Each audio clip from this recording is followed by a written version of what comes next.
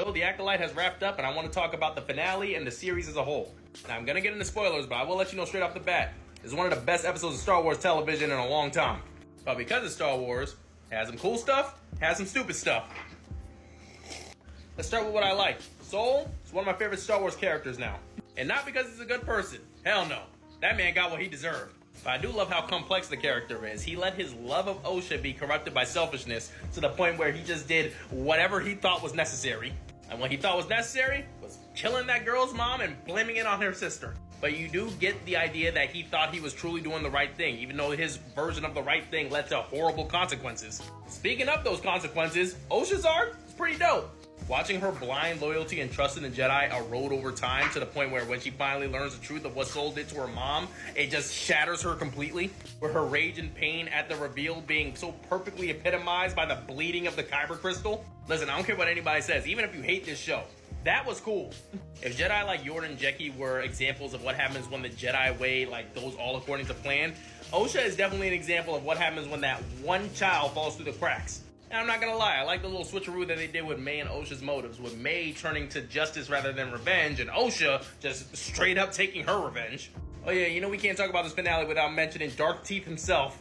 Chimera has become one of the most interesting Star Wars villains that we've gotten in a very long time. The fact that the entire back half of this show was carried by Jason Mendoza from The Good Place is hilarious to me. And his fight with Soul is just the best kind of stupid space wizard fighting action that I could ever hope for. And having this all culminate with Soul being the patsy for all the events that happened this season just felt like poetic justice in a way. But it does showcase that the Jedi are starting to lose their way for the sake of politics.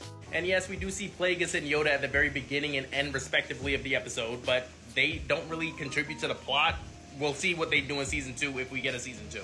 Now, it's not all sunshine and rainbows. This episode definitely had issues. Anytime that little bloodhound Basil does anything on screen, I'm left scratching my head trying to figure out exactly what his motives are. And a few of the questions that I still have about what happened on Brundok 16 years ago still feel like they're unanswered, and it feels like the show is done with trying to answer them.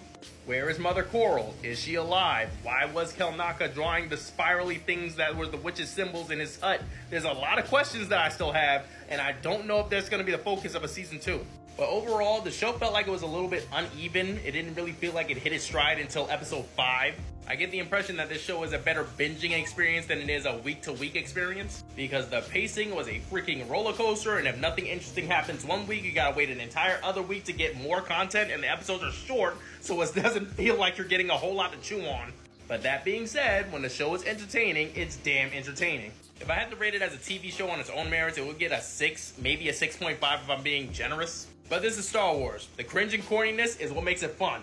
So as a Star Wars project, I will rate it a 7. But that's all I gotta say, and as always, I want to hear from you guys. What did you think about the Acolyte finale and the season as a whole? And also, who's your favorite Jedi? It could either be from Legends or canon. Whatever it be, leave it in the comments, let me know.